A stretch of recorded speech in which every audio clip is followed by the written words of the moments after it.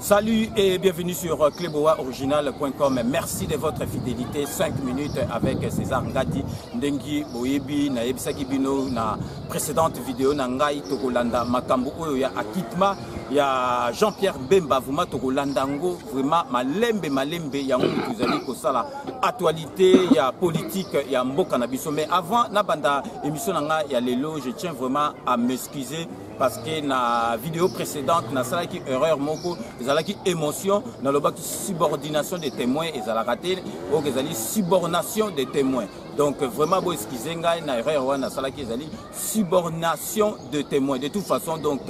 Kanambe kuta ebine français te a comprendre na été la subordination et la subordination a comprendre te parce que Kanambe azali na zoba ya Rwandais ayebi français atamukeke Kanambe lo ngana zo ebisa yo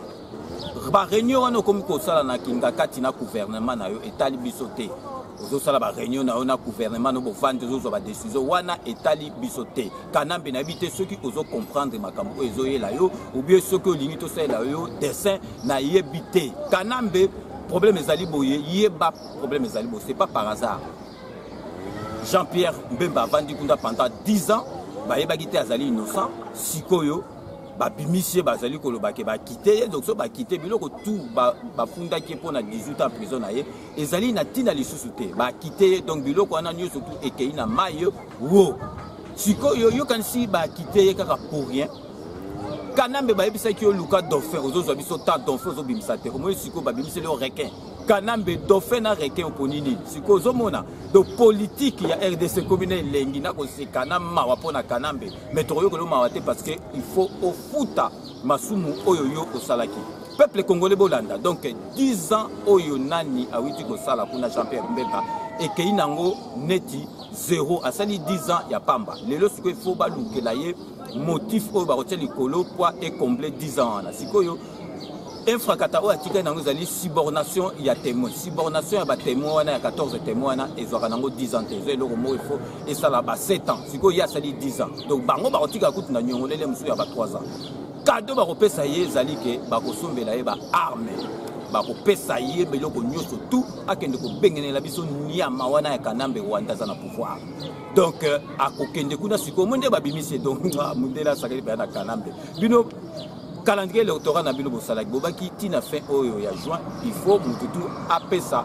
candidature na ye au monde ba bimisi Mbemba vandeki pour se présenter na élection présidentielle tant bino sikoyo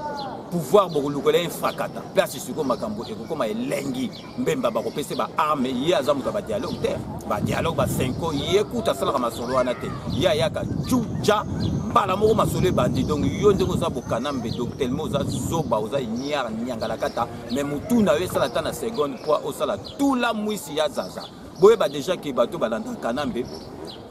oyo batambolaka na ye oyo balandaka ye bazoyiba ne babomba peuple congolais Sassou Nguesso aboyi na ye déjà kozwa bato na brasa aboyi na ye donc bino moko boluka place bokokende. Moi César Ngadi Cleboa, retrouvez-moi tous les samedis de 14h à 16h dans l'émission Rendez-vous avec le Patriote sur la MNG Radio 99.7 FM. Donc ce pays est sali makamute wana nyo surtout ezali politique batali ke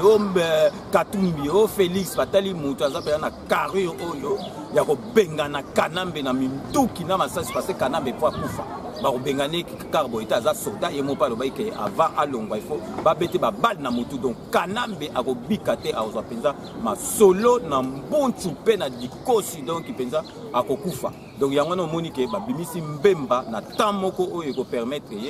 à se présenter tant que ce à se présenter pour méga kolukela fakata net bolukela Katumbi ou bien net bozo lukela Katumbi parce que Katumbi a timba net Mbemba te tant bolukele infrakata aller communauté internationale ba ko kota na ba arme ba ko benga na bino donc Kanambe yo il faut ozwa masasi penza Kanambe okobikate ko bino kwa na baki okozongo na dikosipe na nini parce que n'expliquer bino suna récapituler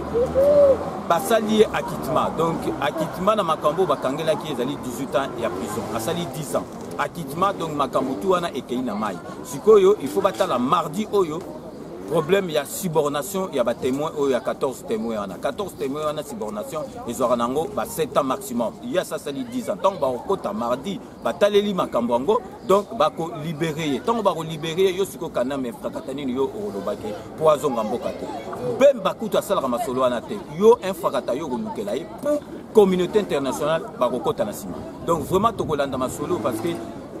politique amboko na biso ekomi esengona elengi donc tokomona penza suka ya kanambe toko kangaye penza donc baroki mate toko kangaye penza donc yo omoni ba réunion na bozo sala o ba décision na bino wana zuango koti sango na misuno wana minene wana evimba susu mbala mibale parce que toza nango na tina te ndenka to le bana 5 minutes nous vous laissons les soins d'en tirer vos conclusions et de nous faire parvenir vos commentaires d'ailleurs comme vous en avez l'habitude de faire donc c'est ainsi que s'achève ces 5 minutes j'aurai le grand plaisir de retrouver les friands de 5 minutes dans 48 heures pour un nouveau numéro. D'ici là, portez-vous bien et à très bientôt. N'oubliez pas, tout le monde est d'accord et il en restera ici pendant longtemps. Na 2018, on dit que Kanambe a Kufa.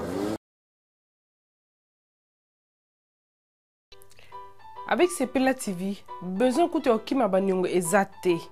Pour pas nabiso raté. Ça peut faire un mois que vous titez, fouta 15 livres na autopélicio. Ça peut faire 6 mois que vous titez, fouta 15 livres na autopélicio. Même plus de 1 an, ça c'est plus de 1 an, non, fouta te okanisi kozana nyonga makasi. Komi tungsate maman, komi tungsate papa. 15 livres à pamba pour rétablir service non. Et je te dis, on va na andako, on va pas bilinga, c'est Sepela TV.